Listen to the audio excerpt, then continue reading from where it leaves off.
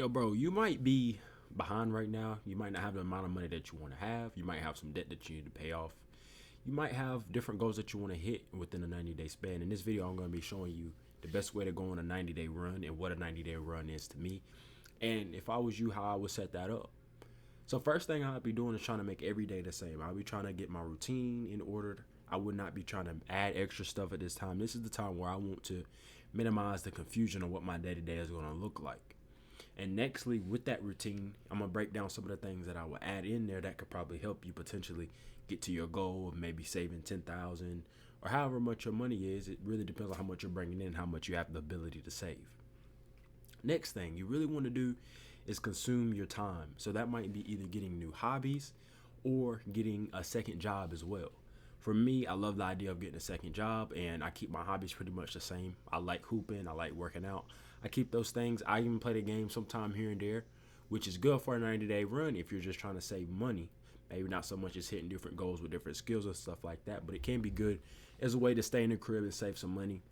But getting a second job is something that I do at least once, most of the time, 2-3 times out the year. I'll have random jobs here and there. If you ask anybody I know, they'll be like, why are you working this job now? It's just something random every time of the year. And really, that's just my form of the 90-day run or however long the run goes.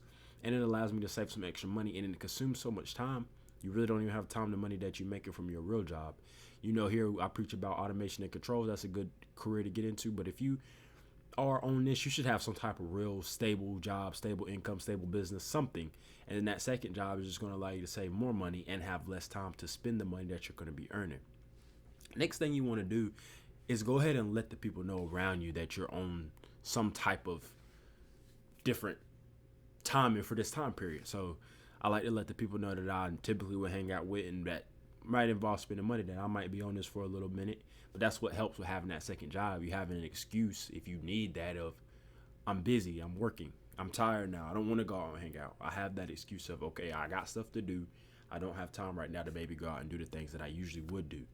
So the people that I usually let know is maybe like my girl, my mom, and 2 friends that I really hang out with the most. I just let them know, like, hey, man, I'm on this. I got this second job. Probably ain't going to be heading out like that. And it's not like I got to be like, hey, I ain't never going out again. That's the thing with a 90-day run. You try to put you a time stamp, and it fits in you. If you're only going to do 60 days, cool.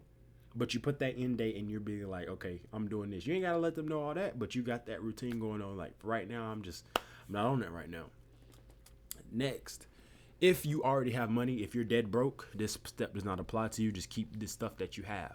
But for me, a lot of times, like if I'm going into this time period, I like to go ahead and prepare ahead of time. And that might look like with getting, I love the black t-shirts from Walmart. I'll go get a few of those.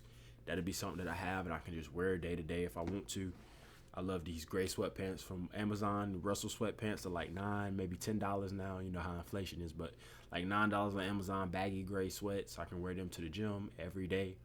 And get like the essentials, like your socks, your underwear, all the stuff to brush your teeth and take a shower. You want to go ahead and get all that stuff. So that's not, when you actually are more busy than you are normal, you're not worried about that stuff. I mean, you can always order it, but I like to, when I'm in that 90-day run, I'm not spending no extra money. It helps me get to my goals faster because I'm not thinking about buying the essentials that I need and I didn't miscalculate that on the budget or whatever. So it just makes stuff a lot simpler to go ahead and get that stuff up front, and it's just seamless. It's just, we own it. We're working. Also, have a goal or something to look forward to. That's a big thing because a lot of people, they lack motivation, but a lot of times when you lose that motivation, if you actually have something to look forward to, that helps a lot. I do this a lot with getting in shape too. Well, I won't say getting in shape. I'll say getting leaner. When I have like a trip or something planned, it's way easier. Just because I have a reason to look like that, I'm going to have my shirt off more, so I'm going to want to get leaner, stuff like that. Also, you might have a car you want to buy. I did that last year. I bought a car. I saved up. I had a second job, all this stuff. And it just allowed me to have that motivation of saying, okay, I want this thing. I'm going to work extra hard, and I'm going to go on this 90-day run. And at the end of this date is set that I'm going to be done. That's it. I go on with the money that I have or whatever it might be. Also, like I said, back on the hobbies, get you 2 cheap hobbies. That'll give you, when you do have downtime, maybe you had to take a day off or whatever, you'll have those hobbies to fall back on. Going outside, fishing, basketball, Working out, of course, that should already be in your routine, no matter a 90-day run or you dead broke. That should some type of working out should be in your routine. But that's my way of going about a 90-day run. And when you consume so much time that it's like you can't spend the money and you're actually making more of it because you're working even more, that's the best way to do it. And with that being said, when you apply this, you'll be able to get to your goals faster.